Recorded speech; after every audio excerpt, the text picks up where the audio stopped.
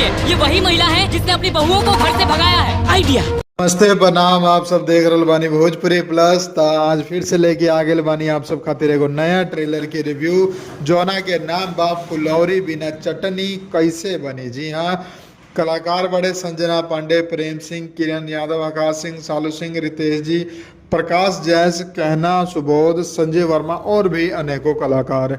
Director बड़े अजय झा जी, लेखक बड़े Arvind Tiwari ji. V4U Bhojpuri YouTube channel पर ये ट्रेलर आयल बा लगभग 4 दिन पहले।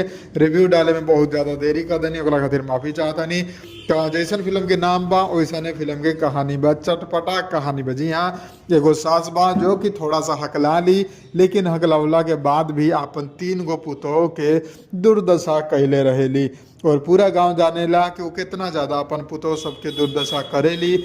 हर बात में ओकनी के ताना मारेली, ओकनी के धुनाई करेली, हर बात में ओकनी के सबक सिखावली। और तीनों पुतोह सास के डरे भी और ओकर इज्जत करे खातिर भी ये सब चीज़ बर्दाश्त करेला। लेकिन एक दिन ऐसा होला कि उस सास के भाई आवेले, यानी कि मामा जी आवेले। मामा जी जो कि सास के और भी ज़्यादा भड़कावेले तीनों पुतों के खिलाफ। तो तीनों पुतों मिलके उनका मजाक बना देवेली। तो ये बात जब सास जी के पता चलेला तब वो तीनों पुतों के घर से बाहर निकाल देली और तीनों पुतों अपना अपने नैहर चल जाला। ये बात जानला के बाद पूरा गांव के लोग जो बा ओकरा घरे आ जाला और बहुत ही ज़्यादा सुनावेला कि तीनों पुतों के दुर्दशा तक करते रहलू, अब घर से बाहर भी निकाल दिलू, अब तीनों पता ना कहाँ बा, जियता कि मरता।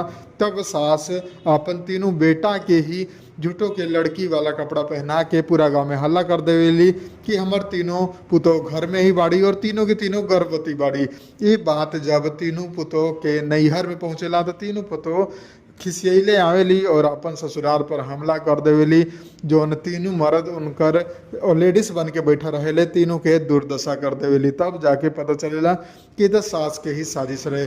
तब जौन तीनों पुतोह बाड़ी उ ई घर पर अपन हक जमा लेवेली और अपन कंट्रोल में पूरा घर के रखेली और तब सास पुतोह के बीच में हो जाला सुर संग्राम। जी हाँ, बेटा सब भी पुतोह के साथ देवेले, कैसे कि वो सब भी देखले रहेले कि कितना ज़्यादा हमार माई हमार पत्नी के दुर्दशा कैले बड़ी और सब के वो घर छोड़ के जाए लागेला। लेकिन वही समय सास जोन बाड़ी उमरे के धमकी देवेली और कुछ जहर वगैरह पी लेवेली। जो ना बाद ये ट्रेलर के हो जा रहा समापन। तीनों पुतोह और तीनों बेटा माई के बचावे खातिर हॉस्पिटल में उनका इलाज करावेला और बड़का माई यानी कि देवी माई से उनका आशीर्वाद भी मांगेला। तो बहुत ही चटपटा और फैमिली ड्रामा वाला फिल्म बाड़ी जो कि आप लोगों के देखे में मजा आई। अगर रिव्यू पसंद आयल बा तो वीडियो के लाइक करके ज़्यादा से ज़्यादा शेयर कर दें। हम मिलम आप लोगों के एगो नया वीडियो में, तब तक खातिर जय हिंद, जय भोजपुरी, प्रणाम।